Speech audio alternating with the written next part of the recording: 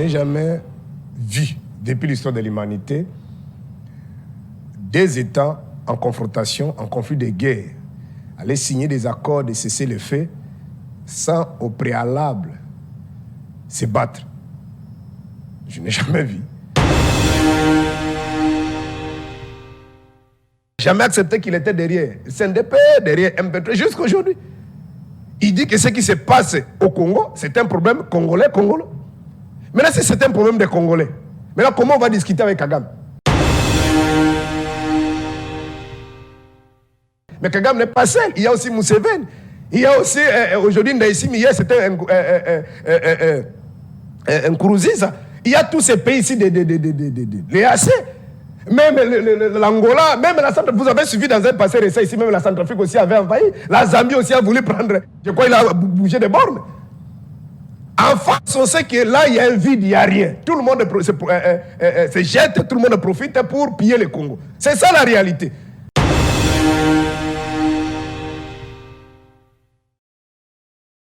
Bon, qu'est-ce que je vais dire? Je vais dire tout simplement que ce qui se passe aujourd'hui à la partie orientale de notre pays, ça a commencé par les Congolais et même en particulier la classe dirigeante. Ce n'est pas seulement le régime de Félix, mais depuis la fin du régime de Mobutu, le régime de Kabila ont renforcé ça et jusqu'à aujourd'hui. C'est-à-dire ce sont les Congolais, surtout les politiciens, qui sont dans les magouilles, qui sont dans les business. Ils ont des cas réminés. Les cas de Mwanganchouchou, vous avez suivi même dans l'Assemblée ici, des députés qui se disputaient là en plein jour, sans être interpellés par les procureurs. Toi, tu es le carré miné. Toi, tu viens de requitter les rebelles. Toi, tu es... C'était Mwanganchouchou et l'autre là, j'ai oublié encore son nom. C'est-à-dire, quand ils... Et toi, tant que tu sais que tu n'as pas une armée forte, équipée, organisée, face à Kagame, tu vas céder. Tout ce qu'il va te demander, tu vas céder. C'est ça le tableau. Mettez-vous à la... C'est pourquoi même le régime de Félix, dès qu'ils sont arrivés au pouvoir, vous avez suivi son conseil qui a dit non, au nom de la paix, Kagame, nous avons des minéraux. Toi, tu as le carnet d'adresse. Parce que nous-mêmes, si nous allons vendre, on ne va pas acheter. C'est grâce à toi, avec ton carnet d'adresse, nos minéraux seront achetés. Je vous ai dit que la démarche de raconter Kagame pour signer des accords de paix, c'est de l'utopie. Parce qu'on l'a fait depuis 1996. Tant que vous n'aurez pas organisé, dissuasif, rodé, pour faire peur à Kagame et Museveni, ces gens-là ne lâcheront pas parce que ces messieurs-là, d'abord les deux là, je parle d'abord les deux là, ce sont des grands dictateurs. Ils savent que lorsqu'ils n'auront pas une bonne économie, une économie forte dans leur pays, ils seront déstabilisés. Mais la meilleure des solutions, voilà, elle est interne. C'est ce qu'on entendait, oui. La meilleure des solutions, elle est interne. C'est-à-dire? Certes, on n'a pas encore une armée équipée. Et c'est la volonté de la classe politique. Parce que tu ne peux pas m'expliquer. Permettez-moi ce qui nous souffre, ça ne vous dérange pas. Kagame a renversé le pouvoir d'Abiyarimana en 1994. Mais en 1996, déjà Kagame avait une armée pour renverser le régime de Mobutu. Ça n'a pas pris un siècle. Mais depuis que Mobutu est parti, la classe politique continue toujours à pleurer. On n'a pas une armée. L'armée a été infiltrée. Mais vous allez maintenant enlever ces infiltrés. Il faut, pour enlever ça va prendre combien de siècles? Parce que Kagame aussi a trouvé l'armée d'Abiyarimana. Est-ce que vous êtes sûr que tous les militaires qu'Abiyarimana avait au Rwanda étaient partis? Les autres étaient restés. Mais comment il a su organiser? Même Museveni aussi. Il a fait une guerre.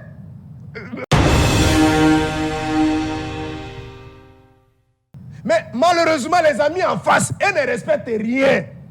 Tous les accords qu'ils ont signés, même avec Kamé, même avec Kabila, ils sont allés rouler catholique et l'église protestante. Mais vous allez là-bas, ils vont peut-être vous donner un poste. Après une année, 2 ans, ils vont créer des histoires. Oh, tu as volé l'argent ou quoi. Après, on vous met de côté et c'est fini. Donc nous voulons faire des choses que tous les acteurs, soit toutes les parties, soient représentés. Imaginez comment un chef de l'État qui se moque de l'opposition. Il dit, l'opposition a pété. Quel est le contenu qui donne dans ce concept-là, l'opposition a pété? Ça dit qu'il faut aller casser. Maintenant, si vous prenez des armes, directement il est là. C'est pour vous voyez, il est en train de circuler partout. Il était même avec des criminels là au Kenya. On a dit ça, mais pas. Ils étaient avec eux. Non, On ne peut pas s'entretuer avec des morceaux de pieds, de tête. Je crois que vous avez suivi. Parce que ces gens-là ont des armes. Mais si tu n'as pas des armes, là tu vas voir la puissance de l'UDPS.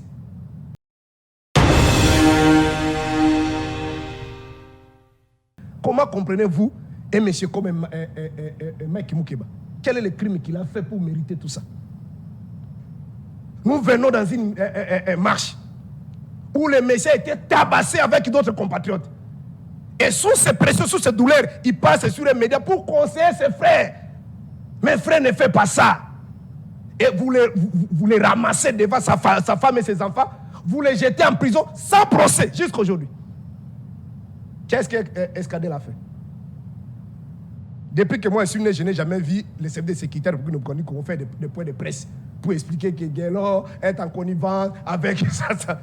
Vous comprenez? Il était même dans la commission sécurité-défense. C'est-à-dire qu'il a appris tous les secrets, toutes les informations. Il amène ça là-bas, chez les Rwandais. Ils seront punis, ces membres et compagnie. C'est la fin, on va se quitter. Le problème, la solution, c'est organisons le pays sur le plan interne. Si le Congo ne marche pas, n'avance pas, regardez ce que nous avons écrit dans l'exposé des motifs de notre constitution à San City depuis 2003.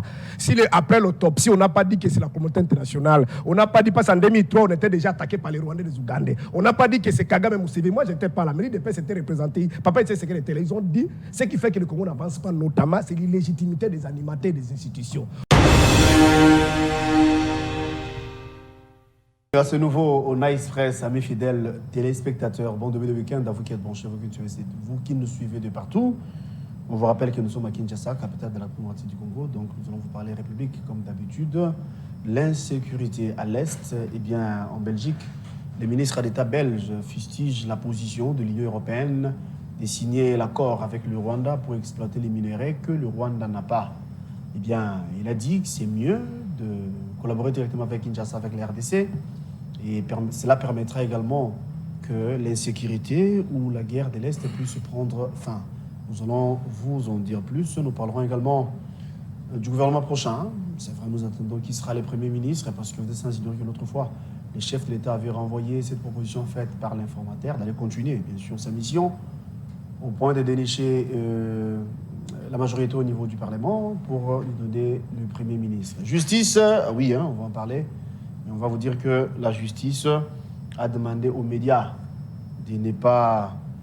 d'éviter de commérage par rapport à ces sujets, par rapport à l'affaire ou l'assassinat ou suicide, si vous voulez, du feu Chéribin Okende, qui l'autre fois était ministre de Transport, député national pour le compte de l'ensemble pour la République. 6 mois après son assassinat, eh bien, le résultat ou encore conclusion des enquêtes au sujet de sa mort a été rendu public par la justice congolaise. On parle ici de suicide. Il y a eu suicide.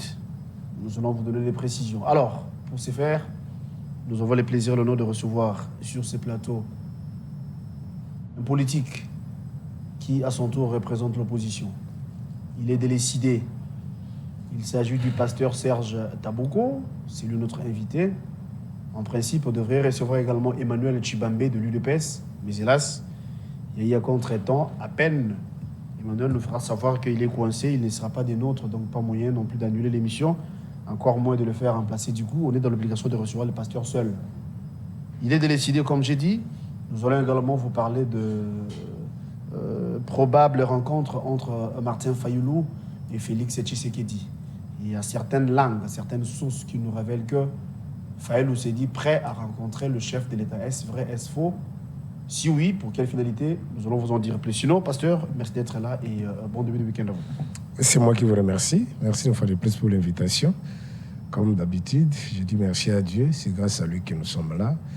Quand vous voyez, vous regardez, vous essayez de jeter un coup d'œil dans des médias, surtout les médias internationaux. Aussi ici, c'est difficile de voir ce qui se passe, c'est la réalité de notre pays. Quand vous regardez la TNC, c'est-à-dire la télévision nationale, là, on vous parle de visites des papas et des mamans. Mais néanmoins, quand vous essayez de jeter un coup d'œil à l'extérieur, c'est horrible, c'est insupportable. Tu ne sauras pas te contenir pour continuer à vivre dans ce pays. Hier, là, on m'envoie une image où on était en train de décapiter une compatriote congolaise. Sincèrement, moi, je ne supporte pas voir de telles images. Je dis, mais pourquoi mériter tout ça? Quel est le crime ou le péché que nous avions commis pour mériter tout ça? La réponse, elle est simple, c'est l'incompétence. On a une classe politique, un groupe de gangs, de Yankees, de coopérants, de commerçants, de businessmen. Donc, ils sont là pour les intérêts privés. Ils ne pensent pas à la République, ils ne pensent pas à l'intérêt général. Et c'est pourquoi nous sommes arrivés jusqu'à ce stade. Lorsqu'on n'a pas une armée, on n'a pas une police et des services de sécurité rodées, compétentes pour sécuriser la population et les territoires. Voilà, c'est vraiment avec beaucoup d'amertume. Donc, ce qui arrive aujourd'hui, peut-être à nos compatriotes qui sont de l'autre partie orientale, même ici, non loin ici à Kwamoutou, ça dit, j'ai fait allusion dans la province de Maïndombe, même ici à Maluku, ici, sans parler de l'insécurité urbaine. Donc ça peut aussi m'arriver, ça peut aussi vous atteindre. Alors c'est pourquoi chaque jour quand je me réveille, même si je suis découragé, moi j'avais décidé de ne pas fuir ces pays. Je vais lutter, je sais que chaque jour quand on sort, on vous promet, on va vous arrêter, tout ça. Mais je dis mais nous sommes tous des pèlerins. Un jour nous allons passer. L'âge que j'ai aujourd'hui, je suis plus âgé que Lumumba. À son âge, dans les trentaines, il a sacrifié sa vie, mais aujourd'hui il est resté une icône. On parle de lui partout, dans tous les coins du monde. Aux États-Unis, partout au monde, on parle de Lumumba. On parle aujourd'hui de Rosimuki de Kapangala. Je serais très à l'aise d'être sacrifié pour l'intérêt général que de mourir. Peut-être j'ai une malaria parce que je n'ai pas manqué l'argent. C'est pourquoi ça me donne toujours la force de continuer cette lutte pour que ce qui nous arrive aujourd'hui ne peut pas, ou soit ne puisse pas arriver aux générations futures, en général, en particulier mes enfants. D'accord. Vous avez évoqué le point en rapport avec l'insécurité. C'est une question à l'ordre du jour. On évoquera dans les minutes suivantes, bien évidemment, cette question. Mais bien avant, ouvrons la page en rapport avec la justice. 6 mois après, c'était sur poids lourd. On avait trouvé les corps sans vie de Chéribin Okende au bord de sa Jeep Lexus, si je m'abuse. Chéribin Okende était l'ancien ministre des Transports. Chéribin Okende était député national. Il était assassiné, il y avait le présumé qui était aux arrêts ou encore en détention. Ici, je vous parle de son garde du corps, son chauffeur, sa famille politique avait émis le vœu d'avoir l'appui des experts internationaux pour que la lumière soit faite par rapport à ces dossiers. Faisons foi à notre justice, eh bien les enquêtes étaient en cours aujourd'hui. Il y a eu les résolutions ou encore les conclusions des enquêtes. On nous dit clairement que Chéribin Okende s'est suicidé. Donc c'est une mort provoquée par lui-même. On ne va pas tarder là-dessus, mais comme il fut un homme d'État, c'est une affaire d'État bien évidemment. Quels sont vos points de vue? Quelle lecture faites-vous par rapport à ces sujets, par rapport à l'assassinat de Chéribin Okende?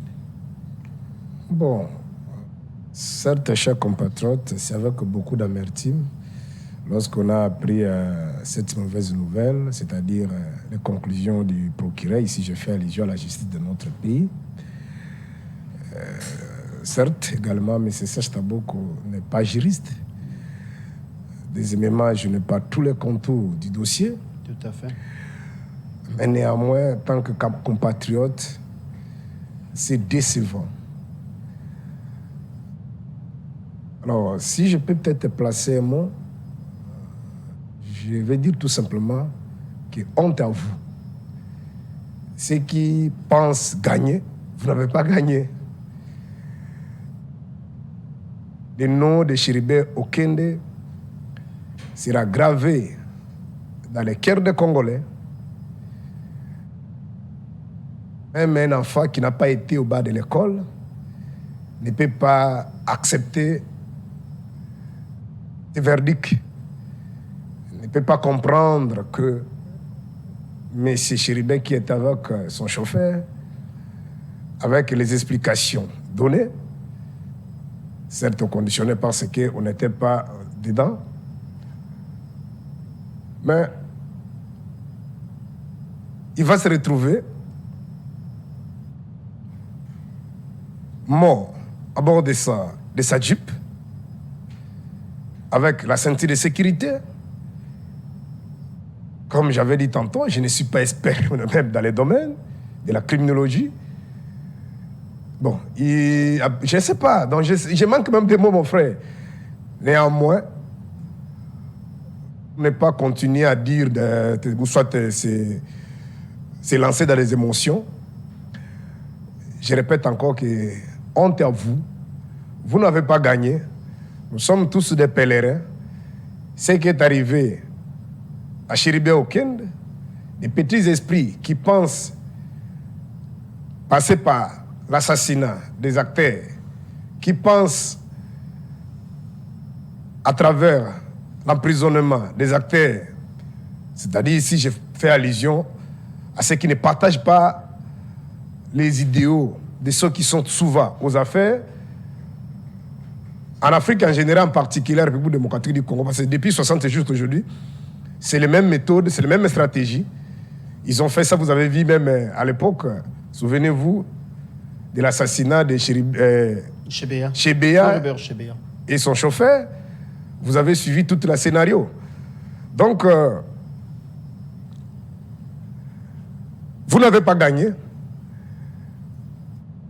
Nous continuerons cette élite. Vous nous donnez toujours la force de continuer parce qu'il y a toujours ce qu'on appelle les esprits libres. Notamment ici, j'ai fait allusion à notre précurseur Lumumba et jusqu'à aujourd'hui. Même lorsque vous allez tuer tout le monde, lorsque vous allez faire arrêter tout le monde, il y aura toujours des esprits libres qui seront là pour parler, pour continuer, pour braver la paix. Donc, chers compatriotes, c'est avec beaucoup de douleur, je ne saurais pas trop avancer dans ce sujet. Je n'ai pas assez d'éléments, mais néanmoins, le verdict là n'inspire confiance à personne. Bon, ça c'est votre point de vue, merci beaucoup. On va du coup changer les sujets. Mais je souhaiterais également emprunter le mot ou encore la phrase de notre célèbre joueur Chancel Bemba qui avait dit la justice dédiée. Yana, je serais bien ok, paix à ton âme, que son âme repose en paix. Parlons insécurité à l'Est. Parlons de ce qui se passe à l'Est. L'autre fois, le chef de l'État avait répondu favorable à l'invitation du président angolais. Le chef de l'État avait dit clairement, bon, il est prêt ou disponible d'échanger, si pas de recevoir Paul Kagame. Ça a fait jaser. Mais bien avant, il y a eu une conférence de presse où le chef de l'État était devant la presse congolaise, si vous voulez. Il avait dit clairement que s'il faille voir ou rencontrer Kagame, ça sera pour poser deux petites questions. Qu'est-ce que le Rwandais nous veut? Qu'est-ce que Kagame veut concrètement? Pourquoi Kagame continue à tuer les compatriotes congolais que nous sommes? Aujourd'hui, nous attendons ces tête-à-tête, peut-être c'est dans les jours à venir. Mais pensez-vous que ce sera avantageux pour le Congo si les présidents de la République arrivent à rencontrer Paul Kagame, alors que tous savons en aucune fois Kigali ou Kagame carrément a respecté les accords. Ils étaient à Luanda, ça c'est la énième fois. Ils étaient à Nairobi. Et plusieurs échanges, plusieurs rencontres, plusieurs accords où Kagame et sa bande et les M23 n'arrivent toujours pas à respecter. Cette fois-ci, est-ce qu'on peut faire foi pour dire que Kagame va comprendre peut-être le langage et puis on peut parler paix cette fois-ci? Merci beaucoup pour cette question épineuse qui est alors dans l'esprit de tous les Congolais. On ne sait pas de quel sens se vouer pour trouver la solution. Mais humblement, avec le peu d'intelligence que j'ai, je n'ai jamais vu, depuis l'histoire de l'humanité, des États en confrontation, en conflit de guerre, aller signer des accords de cesser le feu sans au préalable se battre. Je n'ai jamais vu. Parler de la Première Guerre mondiale, de la Deuxième Guerre mondiale, même lorsque l'Allemagne a envahi la France se battait quand même. Et la France avait de nouveaux alliés. Et c'est lorsque l'Allemagne s'est rendu compte que c'était plus important de continuer parce que la petite France que l'Allemagne considérait comme un petit pays qui pouvait écraser dans peu d'États, mais il y avait quand même une résistance. C'est à ce moment-là qu'ils ont signé des accords de cesser les feux. Je ne sais pas, peut-être on peut nous envoyer des SMS ou nous rappeler. J'ai dit, humblement, je n'ai pas le monopole de la connaissance. Je n'ai jamais vu des États, un État qui est victime par une agression extérieure, sans se défendre, sans se battre et signer des accords de cesser les feux. Parce que depuis l'histoire de l'humanité, le monde est toujours basé sur des conflits, des guerres. Ça n'a pas commencé aujourd'hui. Je viens de dire tantôt ici, la Première Guerre mondiale, la Deuxième Guerre mondiale n'ont pas eu lieu ici au Congo ou en Afrique. Mais c'était des grandes puissances. C'était toujours des intérêts économiques. Avant de continuer, notre compatriote Félix Tshisekedi, dans un passé récent, nous a dit que lui, je crois que c'était au stade, si je ne perds pas ma mémoire, il a dit qu'il ne racontera jamais M. Kagame. Et lorsqu'il a pris le pouvoir, il est allé voir Kagame, il a vu tout le monde, il a voulu montrer à Kagame qu'il était... Oui, c'est ce qu'il avait dit, mais ici, il y a une nuance, parce qu'il y a implication d'autres chefs d'État. Lorsqu'il parle... C'est le but de pacifier... entre nous, chers... Entre nous, chers... Et puis le chef d'État, devant la presse, comme j'ai dit au départ, je me répète, il avait dit qu'il a des questions à poser. Mais la position de Kinshasa reste plutôt inchangée, s'il faut le dire. Est-ce que lorsqu'il a dit au stade, avant de faire ses déclarations au stade, il n'y avait pas d'autres accords? Mais vous avez parlé de l'accord de Luanda et de l'accord de Nairobi. Mais les accords de Luanda et de Nairobi ont existé avant sa déclaration du stade. C'est-à-dire qu'il était convaincu. Je crois si Top Congo, chez vos confrères de Top Congo, là il a confirmé. Il a dit aux Congolais, regardez-moi, c'était à Lingala, regardez-moi, n'ayez pas peur. Nous avons acheté des matériels, nous avons des drones, c'est à partir de Goma on peut attaquer. Il ne faut pas avoir peur de ces messieurs-là. C'est-à-dire il avait toute la mallette, il avait toutes les informations. Toutes les assurances, oui. Toutes les assurances. Mais après, aujourd'hui, j'apprends que non, j'ai laissé cette voie, je trouve qu'il faut aller dans la voie pacifique. Mais en même temps, les Congolais continuent à mourir. On ne parle pas ce sont des morts des Rwandais. C'est les Congolais qui meurent chaque jour. D'après vous, il n'y a pas lieu de parler de dialogue, négociation ou diplomatie en lieu et place de rapport de force. Restons vrais, restons intellectuels. Kagame, depuis 1996, depuis qu'il a commencé ses hostilités, on peut dire depuis qu'il a armé la FDL. Bon, il n'était pas seul, il y avait aussi l'Ouganda, Burundi et quelques multinationaux qui étaient derrière eux.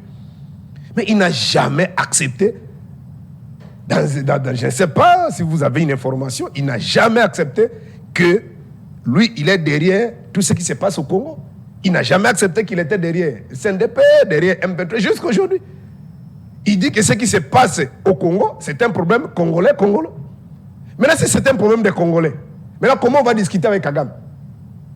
Bon, pourquoi pas discuter avec le président centrafricain? Pourquoi pas discuter avec Sassou? Parce que ce sont nos voisins. Parce qu'il dit lui-même dans tous les médias, il dit que ce qui se passe au Congo, ce sont des Congolais. Ça, c'est Kagame. Mais maintenant, c'est un problème des Congolais. Pourquoi son implication? Est-ce qu'on est intelligent ou bien on n'est pas intelligent? Non, la vérité, c'est que ce qui se passe au Congo, c'est une guerre, une guerre par procuration. Certes, tout le monde sait, même si aujourd'hui vous indexez seulement Kagame, mais Kagame n'est pas seul. Il y a aussi Museveni. Il y a aussi, aujourd'hui, Ndaïsimi, hier, c'était un Nkurunziza. Il y a tous ces pays ici, les AC. Même l'Angola, même la Centrafrique, vous avez suivi dans un passé récent ici, même la Centrafrique aussi avait envahi. La Zambie aussi a voulu prendre, je crois qu'il a bougé des bornes.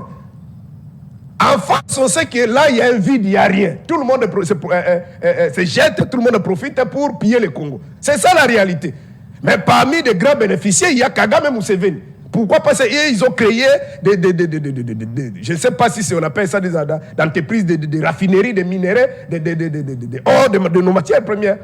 Et les multinationales passent par là pour acheter. Mais avant qu'on arrive là, ce sont des Congolais eux-mêmes qui ont des carrés miniers. Tous les jours ici, s'il y a un Congolais qui quitte le pouvoir, vous allez attendre peut-être c'est Kabou, l'aide des communicateurs du pouvoir qui vous dit parce qu'on a ravi les carrés miniers. Mais il faut aussi poser la question. Les carrés miniers là que vous avez ravis à Kone-Inanga, les carrés miniers que vous avez ravis à Kabound, les carrés miniers, bon, aujourd'hui, je ne sais pas si c'est Mamba aussi on a ravi les carrés miniers. Bon, ils obtenaient ça avant d'arriver au pouvoir, avant l'Union sacrée, ou soit ils ont obtenu ça lorsqu'ils sont arrivés, lorsqu'ils sont à l'Union sacrée.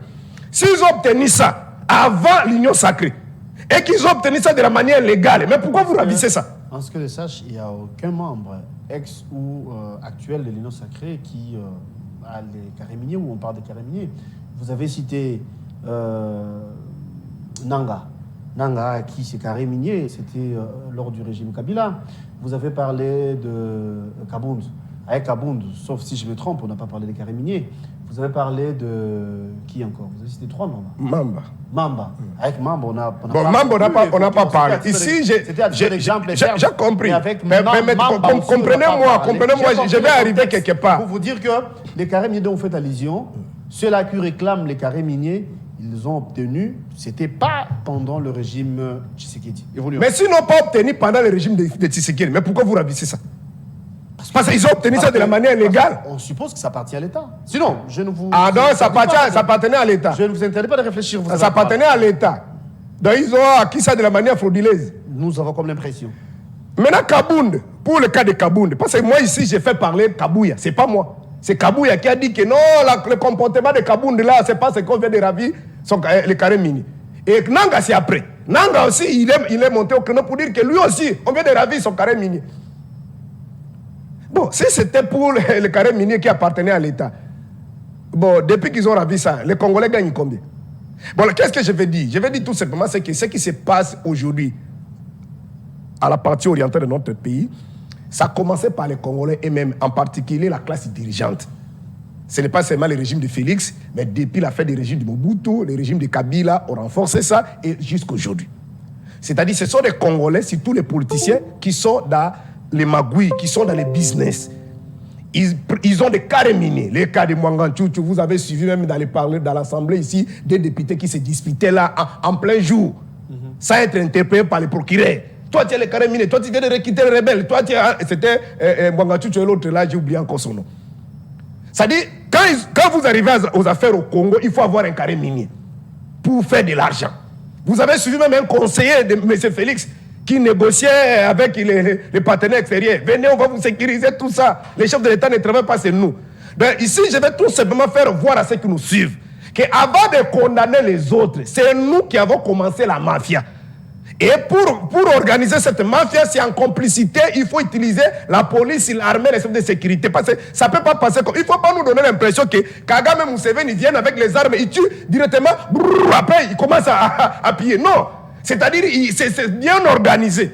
Alors, à un moment donné, ces gens-là ont compris que les Congolais volent leurs minéraux, ils viennent vendre ici. Ils viennent vendre ici. Et les opérateurs économiques, les multinationales, passent aussi par là pour acheter. Et lorsque Kagame se rend compte qu'en réalité, en face, ces gens ici n'ont pas une armée. C'est grâce à moi qu'ils sont arrivés au pouvoir. Ici, je parle déjà depuis 1996. Alors, pour maintenir cette situation, parce que l'insécurité en République démocratique du Congo, ça fait ce qu'on appelle le boom économique dans ces pays-là. C'est-à-dire les Rwandais et Ouganda aujourd'hui, ils sont forts, puissants en économie, c'est grâce à l'insécurité de l'Est. Alors il faut laisser ces gens-là dans cet état-là de faiblesse. Il faut créer des rébellions, comme ils n'ont pas une armée, comme je crois même le président burundais avait rappelé, la RDC n'a pas une armée responsable, une police capable de sécuriser le territoire. C'est pas moi, c'est Chitabo qui le dit. Alors, à tout moment, ils créent des petits conflits, et pour avoir la paix, il faut des arrangements, des accords. Lui, son plat préféré, c'est l'armée, la police, les services de sécurité, parce qu'il sait qu'en démocratie, ceux qui ont le pouvoir, ce sont des politiciens, ils sont civils. Maintenant, lorsqu'ils n'ont pas une bonne sécurité, ils seront en position de faiblesse. Et à tout moment, il peut commencer à commander ces gens-là. Et toi, tant que tu sais que tu n'as pas une armée forte, équipée, organisée, face à Kagame, tu vas céder. Tout ce qu'il va te demander, tu vas céder. C'est ça le tableau. Mettez-vous à la C'est pourquoi même le régime de Félix, dès qu'ils sont arrivés au pouvoir, vous avez suivi son conseil qui a dit non, au nom de la paix, Kagame, nous avons des minéraux. Toi, tu as les carnets d'adresse. Parce que nous-mêmes, si nous allons vendre, on ne va pas acheter. C'est grâce à toi, avec ton carnet d'adresse, nos minéraux seront achetés. Vous avez suivi les accords de 2001 ici. La raffinerie de nos minéraux, l'or de Sakim, ainsi de suite. Mais le monsieur-là, vous savez, oui, certes, la guerre n'a pas commencé par en 2018 ou 2019, lorsque Félix est arrivé aux affaires. Mais Félix, il rappelle que Macron, que Kagame tue dans ces pays lorsqu'ils ont fait leur point de presse. Kagame tue dans ces pays pendant 3 décennies. Et c'est Félix a menti. Il sait, c'est la vérité. Souvenez-vous de la guerre de 6 jours entre le Ougandais et les Rwandais, si les seuls Congolais qui s'en gagnent. Mais comment un tel criminel, un tel messie signer des accords, soi-disant au nom de la paix? Je vous ai dit ici dans mon propos introductif, je n'ai jamais entendu que des États en conflit, surtout qu'un État victime, agressé par une guerre, une agression extérieure, et accepté pendant que... Parce que lorsque Félix signe des accords avec Kagame, vous n'allez pas me dire qu'il y avait pris la guerre. Vous Comme les ADF continuent à tuer, l'M23 continue à tuer. Après, on va continuer. Donc voilà, c'est la complicité de la classe politique. Nous parlons de cette rencontre. Une guerre hybride. De cette rencontre, de cet tête-à-tête entre Félix Tshisekedi et Paul Kagame. Mettez-vous à la peau du président de la République. Mettez-vous à la peau de Félix Tshisekedi face à Paul Kagame par rapport à la situation actuelle. Que diriez-vous à ces derniers? C'est-à-dire, aujourd'hui, rencontrer Kagame, signer des accords de paix en position de faiblesse, ce n'est pas une solution. Qu'est-ce que vous appelez position de faiblesse? Du fait qu'on n'a pas encore attaqué? On n'a pas encore attaqué, on n'a pas la capacité de nuisance face à... Alors, la capacité, nous en avons. Peut-être parce qu'on n'a pas encore attaqué, mais du moins, les chefs étaient clairs aussi par rapport à la question, parce que ça revient tout le temps. Chers compatriotes... Qu'est-ce qui nous empêche de répliquer? Qu'est-ce qui nous empêche d'attaquer? Mais en même temps, chers compatriotes, malheureusement, le co-débatteur n'est pas là. La voie plutôt diplomatique. Chers compatriotes, il faut prendre cette histoire au sérieux. Mais lorsque nous sommes en train de discuter avec vous ici, on parle de plus de 7 millions de déplacés internes. On parle de tueries de chaque jour. Est-ce que vous imaginez les conséquences collatérales, la crise humanitaire?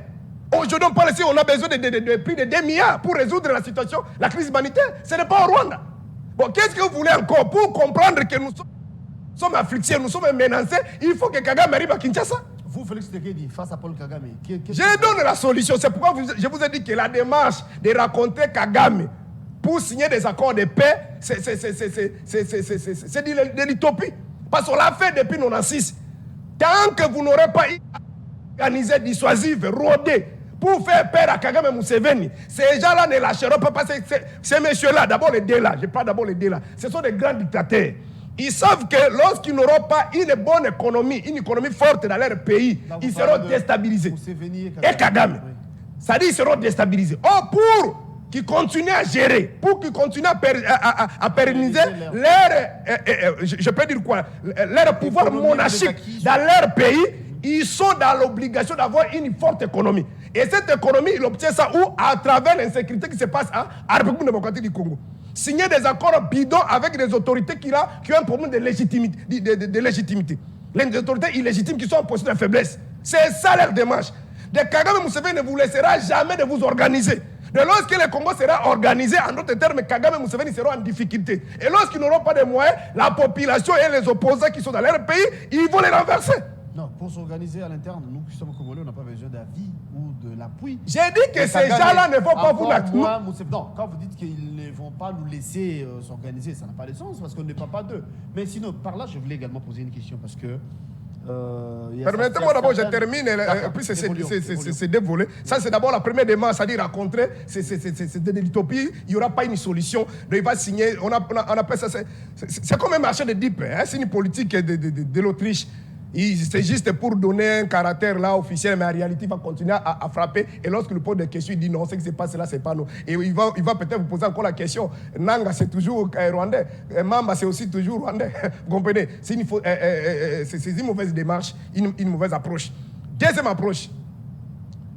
Livrer aujourd'hui une bataille, soit une guerre officielle, déclarer une guerre officielle. Avec les Rwandais, c'est encore compliqué parce que les Rwandais aussi n'a pas déclaré une guerre officiellement avec nous. Les Rwandais passent par ce qu'on appelle, utilisent ce qu'on appelle la guerre par procuration. Ils utilisent des Congolais qui sont là. Tout le monde sait qu'il y a Bertrand, les autres là. Bon, je ne sais pas si je n'ai pas leur propre identité, mais sinon Bertrand, c'est un pasteur, il était ici. Il a son église ici. Vous comprenez? C'est un Congolais. Et tout ce que la majorité, certes, comme en 1996, l'AFDEL, il y avait des Congolais. Mais il y avait aussi des Rwandais. Vous comprenez? C'est-à-dire Kagame met ses moyens militaires, les moyens financiers pour soutenir des Congolais qui sont ficelés. Donc déclarer une guerre officiellement, vous savez que Kagame a une longueur d'avance par rapport à nous. Il a des partenaires, il est derrière le Rwanda, il y a les Centrafrique, Congo, Brazza. Je crois beaucoup de pays qui soutiennent Kagame. Je déclare aujourd'hui une guerre.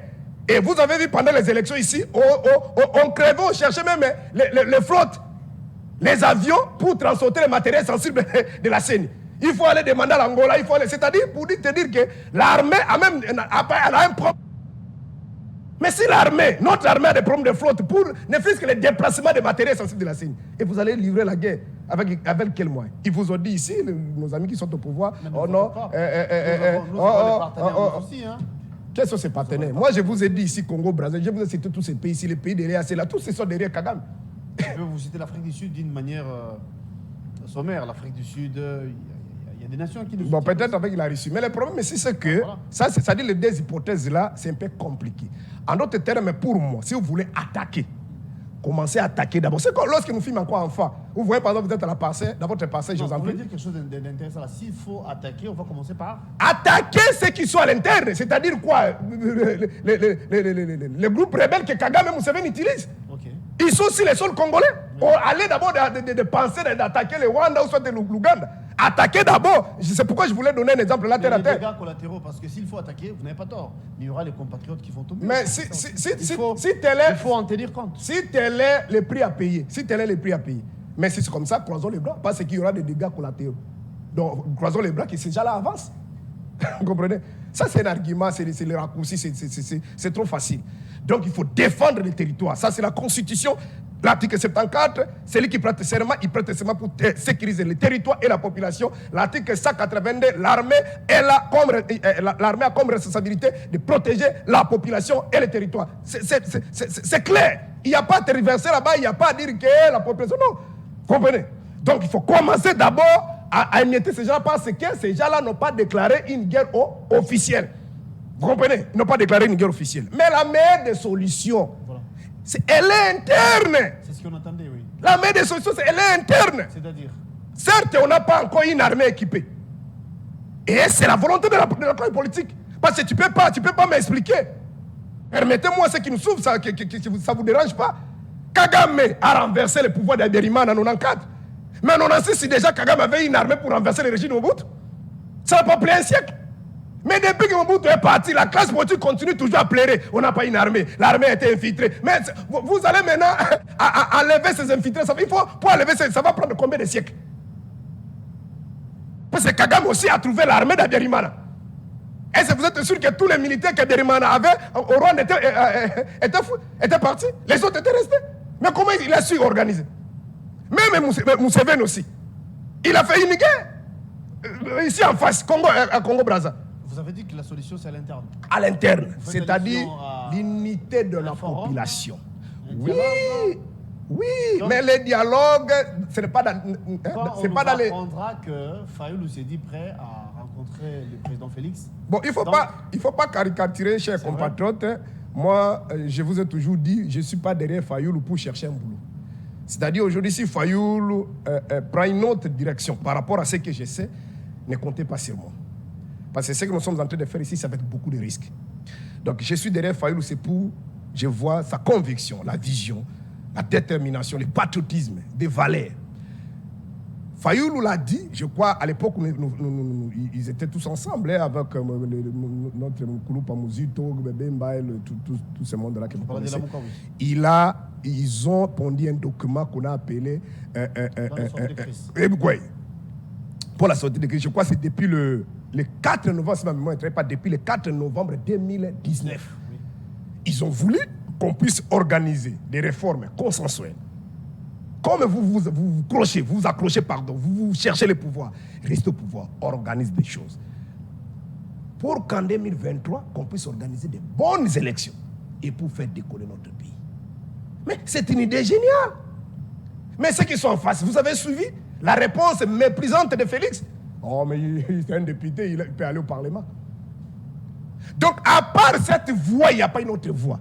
Maintenant, voilà la démarche de Félix et ses amis. Que tout le monde vienne tout autour de Félix, qui leur attribue des postes creux.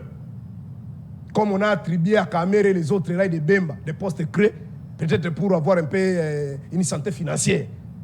Mais dans leur démarche, c'est qu'ils conservaient le pouvoir. Ils fragilisaient les acteurs importants de la classe politique. C'est ça leur démarche.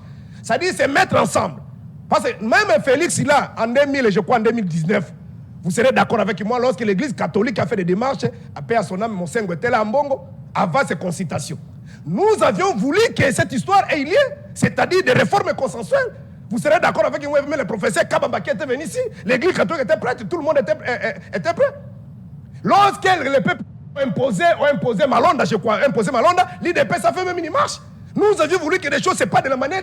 Mais voilà ce qu'on veut faire maintenant au Sénégal. Mais pour eux, ils pensent qu'ils veulent peut-être nous imposer un royaume. Si vous êtes Congolais, il faut aller se greffer derrière le pouvoir de Félix. Mais si la démarche est là, pour cette démarche-là, sincèrement, chers compatriotes, je ne vois pas M. Martin Fayou aller se greffer derrière le dos de Félix Tshisekedi pour avoir un poste politique. Je ne pense pas. Mais je crois que vous avez suivi. Même notre secrétaire général adjoint Kassé quoi l'a dit, chez vos frères sur Top Congo. De toute partie de là, oui. Non, il peut les rencontrer. Il n'y a pas un problème. Même, je crois, si je me souviens encore avant les élections, il y avait même Olengako qui était venu là-bas. Félix a dit, Fayou avait dit, les jours où on était là, je crois que c'était après un point de presse, il dit, je peux les rencontrer. Moi, je n'ai pas de problème. Mais il y a des préalables. Nous, on va pas aller comme les autres. Quels sont ces préalables? C'est-à-dire, Félix, vous le connaissez. Vous avez dit ici que la solution, c'est à l'interne. Au final, que les politiques, les autorités congolaises puissent se mettre ensemble autour d'une table, mettre de garde-fous, les idées ensemble, comment mettre fin à l'insécurité qui sévit à l'Est. Vous avez tout de suite là, vous êtes revenu pour parler des préalables. Sinon, permettez-moi de nuancer. Permettez-moi de nuancer. Les formants. Oui, ça j'avais arrivé. C'est mettre ensemble, cela ne veut pas dire si vous vous mettez ensemble pour les intérêts mesquins, tenez qu'il n'y aura rien. C'est-à-dire aujourd'hui, on peut prendre Kabila, on lui donne un poste. On peut prendre Fayou comme les Mouzites et les autres, des Batates, on peut leur donner les postes. Il n'y aura rien qui va changer. C'est-à-dire ici, il faut définir ce qu'on appelle l'identité collective. Il faut définir ce qu'on appelle le vouloir vivre ensemble. Et en sociologie politique, ça se matérialise via ce qu'on appelle le pacte social. C'est-à-dire à travers une constitution. Vous comprenez? Quelque chose qui adhère toutes les énergies, qui fait que tout le monde soit unanime, soit d'accord. Vous comprenez? Mais malheureusement, les amis en face, ils ne respectent rien. Tous les accords qu'ils ont signés, même avec Kamé, même avec Kabila, ils sont allés rouler catholique et l'église protestante. Mais vous allez là-bas, ils vont peut-être vous donner un poste. Après une année, 2 ans, ils vont créer des histoires. Oh, tu as volé l'argent ou quoi. Après, on vous met de côté et c'est fini. Donc nous voulons faire des choses que tous les acteurs, soit toutes les parties, soient représentés. Ici, il y a des forces en présence, notamment les amis, le groupe de Kabila. Parce que nous ne voulons pas qu'on puisse se mettre ensemble et après les autres. Non, tout le monde soit là. Le groupe de Kabila, le groupe de Fayou et le groupe de l'Union Sacrée. On se met ensemble, en face, il y a la société civile, notamment, et j'ai fait allusion ici à Papa Mbongo qui a quand même une crédibilité reconnue par tout le monde. On se met ensemble, on parle Congo. Et ça va faire en sorte que nous puissions mettre ensemble nos différentes énergies, parler même le langage. Un peuple uni, il est plus puissant que n'importe quelle bombe atomique. Et même à ce moment-là, nous sommes en train de travailler, organiser des bonnes élections. Ça c'est l'issue. Bon, si ça va prendre 5 ans, il n'y a pas de problème. Si ça va prendre 2 ans, il n'y a pas de problème. Mais néanmoins qu'on puisse se mettre ensemble et définir quelque chose de commun ou de commun pour définir l'avenir de notre pays. Où tout le monde va se sentir concerné que si moi, Guélo, je participe aux élections et que le peuple me choisit, je serai élu. Et non passer par des nominations comme on a fait depuis la Deuxième République jusqu'à aujourd'hui. C'est pourquoi tous ceux qui prennent les armes, ils ont toujours le même langage. Qu'est-ce que Mouzé a dit? Qu'est-ce que Bemba a dit? Hier, qu'est-ce que Mnanga a dit? Aujourd'hui, qu'est-ce que Mamba est en train de dire? C'est la même chose. C'est la dictature, c'est le détournement. Il n'y a pas la démocratie. On ne peut pas prendre le pouvoir au Congo de manière transparente. Il n'y a pas. Il faut prendre des armes parce que ceux qui sont là, ils attendent que les armes. Imaginez comment un chef de l'État qui se moque de l'opposition. Il dit, l'opposition a pété.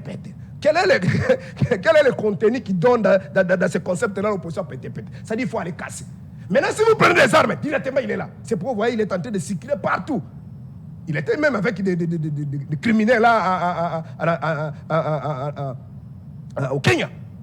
On a dit ça, pas. Ils étaient avec eux. Non, on ne peut pas s'entretuer avec des morceaux de pieds, de tête. Je crois que vous avez suivi. Parce que ces gens-là ont des armes. Mais si tu n'as pas des armes, là, tu vas voir la puissance de l'île d'épaisse. Bon, avec cette façon de voir les choses, chers compatriotes, soyez sûrs et certains, Serge Taboko, les grands esprits comme les Martin Fayol et les autres, ne prendront pas des armes. Mais il y a aussi des petits esprits qui ne vont pas supporter l'injustice parce que le nœud de conflits, de guerres depuis l'histoire de l'humanité, il n'y a que des raisons économiques et des injustices sociales. Comment comprenez-vous un monsieur comme Mike Mukeba? Quel est le crime qu'il a fait pour mériter tout ça? Nous venons dans une marche où le monsieur a été tabassé avec d'autres compatriotes.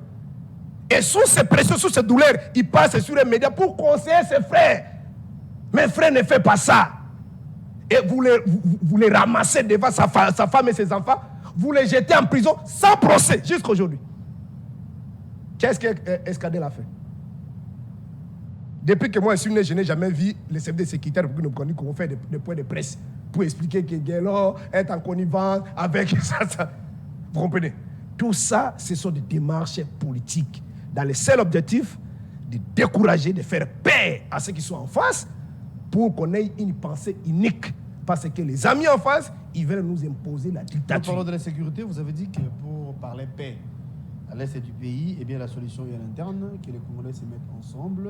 Il n'y a pas lieu de compter sur les autres, hein, encore moins la Belgique, qui aujourd'hui, il y a un ministre d'État belge qui condamne cette coopération nouvelle qui verra le jour sans doute dans les jours à venir entre l'Union européenne et le Rwanda.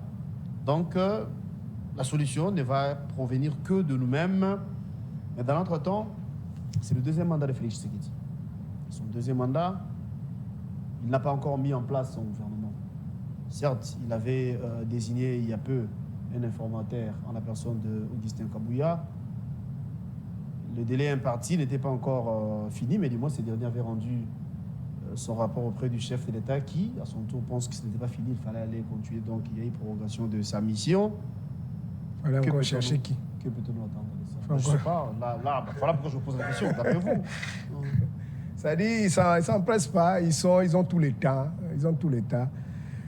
Malheureusement, d'abord, si j'allais dire encore, puisque j'ai suivi nos amis qui sont au pouvoir, en train de se taper la poitrine, et vous avez suivi le Premier ministre belge contre ça. Bon, j'ai dit, peut-être Serge Taboko n'est pas intelligent. C'est le ministre d'État.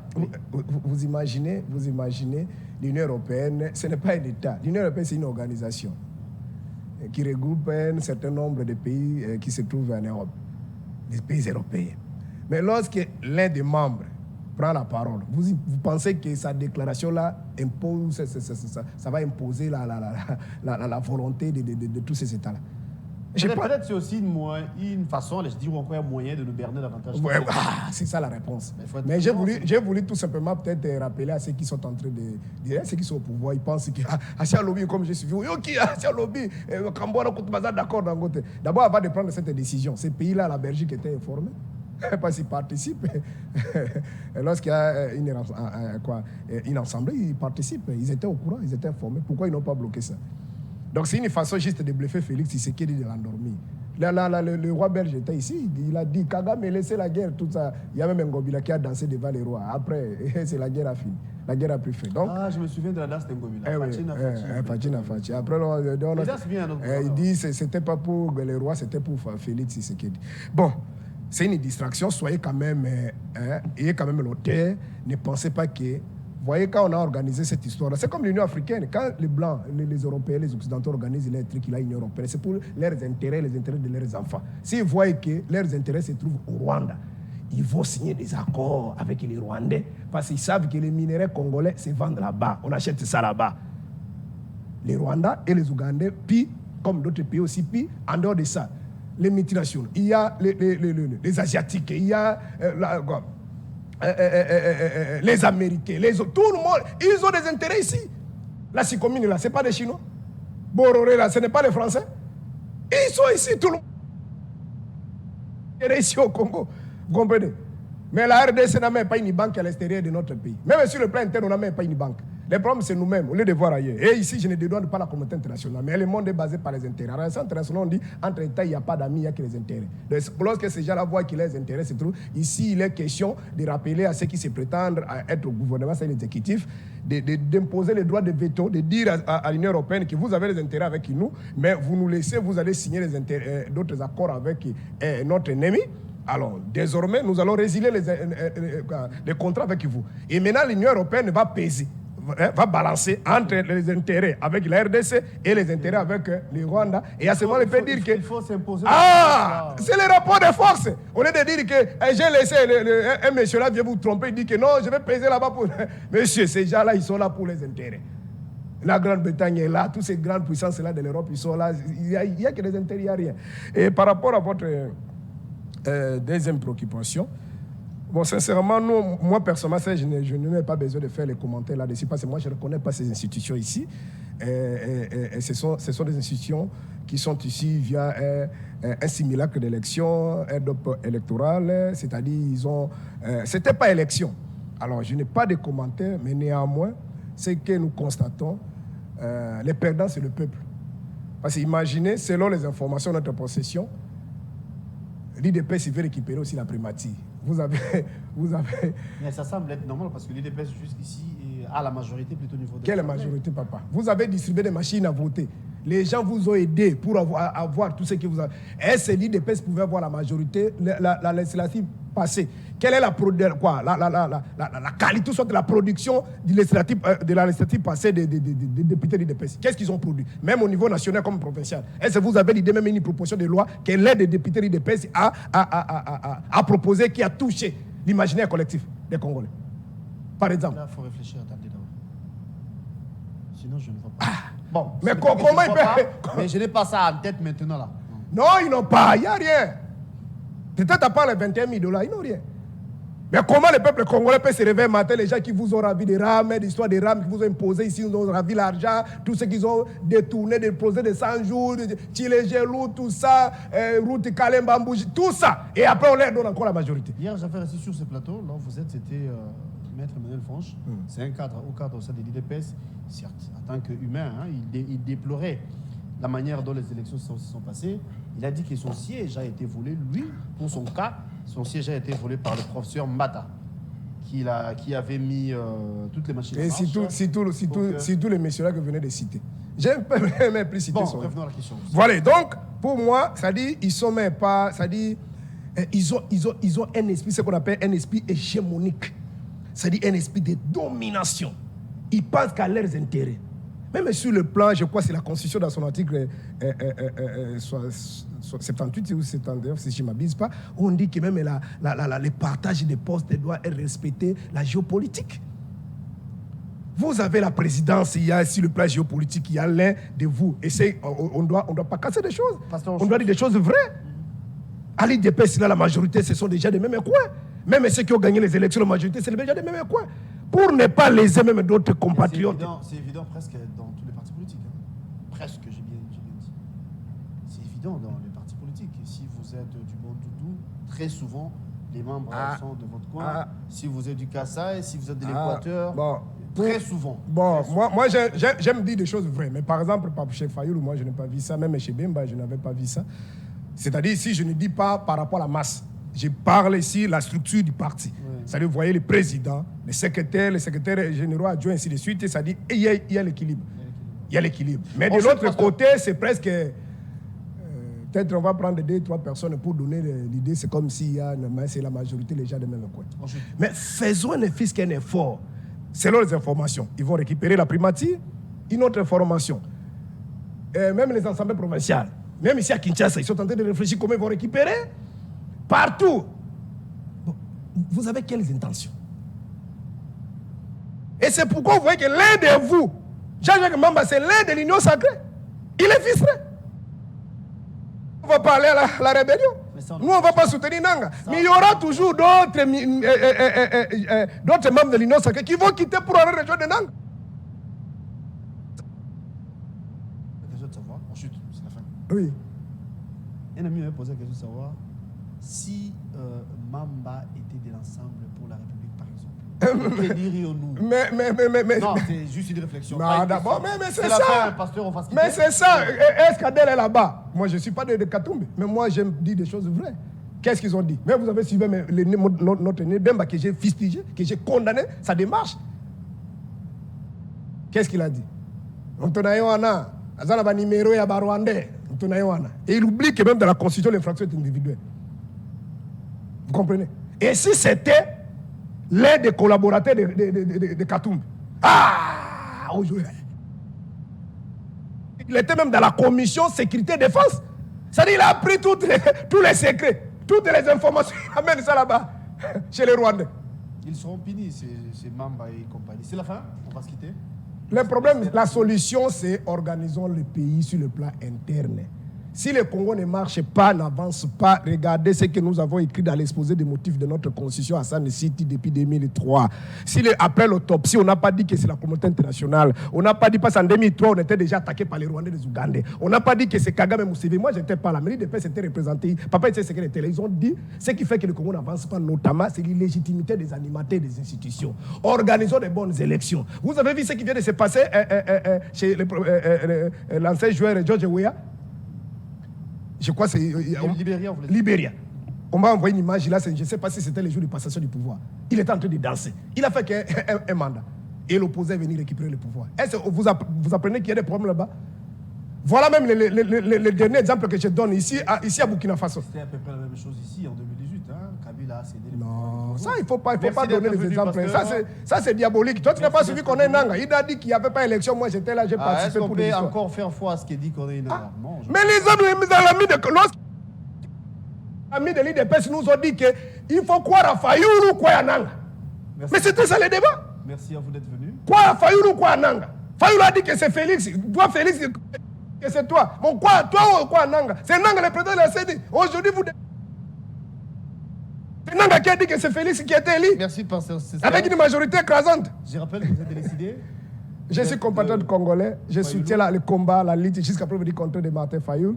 En dehors de ça, je suis un enfant de Dieu. J'aime mon pays. Tout ce que j'ai fait ici, c'est parce que je ne supporte pas voir comment le pays est en train de sombrer. Les pasteurs. Il y a de quoi Pour moi, ce n'est pas un titre honorifique. Les pasteurs. Je serai aussi ravi un jour si vous invitez un autre pasteur parce qu'il y a des sujets très capitaux, très importants. Vous avez dit sur ce plateau que Bertrand Bissimois serait aussi pasteur. Non, pas serré, c'est un pasteur. Pasteur. Même un coup d'abattoir, c'est un pasteur. Roubero, pasteur. Kagame aussi. Bon, lui, c'est pas pasteur, mais c'est un frère en Christ. Il prie à l'église adventiste. La majorité des gens qui prennent des armes, là, ce sont des pasteurs. Mais des faux pasteurs. La justice de Dieu, pasteur. Merci beaucoup, c'est la fin. Mais je serais ravi, permettez-moi une seconde, je serais ravi si votre plateau s'organisait un débat religieux, l'apport de l'Église dans la société, chercher un pasteur qui soutient peut-être les idéaux de Félix, qui comprend aussi, même celui qui a fait des hautes études en théologie. Moi, je n'ai pas fait la théologie, mais faire un débat avec, je crois, on va s'arranger. On va édifier. L'apport de l'Église dans la société. Vous êtes pasteur du côté opposition? Pas opposition, pasteur qui soutient des valeurs. Vous êtes pasteur. Bon, ok. Je parce que Sidé est dans l'opposition. Non. Et je trouverai également un autre pasteur du côté Union Sacrée. Je vous conseille. Et on va parler de l'apport de l'Église dans la société. Pourquoi le pays ne marche pas? C'est un bon sujet. Est-ce le problème de Dieu ou bien c'est le problème des hommes? Ok, on va s'organiser pour réaliser plutôt ces débats. Les pasteurs, vous qui êtes pasteurs, il y a un numéro affiché, vous pouvez nous contacter. Mais pasteurs, je dis bien, pasteur tendance Union Sacrée. Ça, je dis sans embâche en tout cas. Et ça va nous permettre de bien organiser les débats. Merci beaucoup. D'abord, ils sont majoritaires. 98% des pasteurs, ils soutiennent qu'il est pouvoir. Depuis le deuxième public jusqu'à aujourd'hui. Vous avez entendu, on dirait que vous êtes majoritaires. Ils ne sont pas nombreux. Merci d'être venu, cher pasteur. On vous retrouve le lundi. Ça sera pour un nouveau numéro. Demain, ça sera une rediffusion. Rediffusion encore à 18h pour ces numéros, bien évidemment.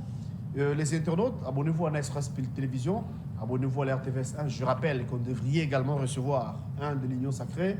Il s'agit de Emmanuel Chibambe, qui malheureusement, il y a un contre-état donc partie émise. Voilà pourquoi les patients se retrouvent seuls sur ces plateaux. Merci à la réalisation de Brandon. Merci à Tonton Ebongo. Moloto Cantoni. Merci à toi. Merci à Jires Mabeka. Les pasteurs Union Sacrée, vous voulez prendre part à ces débats, il y a un numéro. Hein, le numéro est là. Voilà, ce numéro-là. Appelez-nous ou écrivez-nous via WhatsApp. On va prendre rendez-vous. Merci et à la prochaine. Pasteur, encore merci. C'est moi qui vous remercie.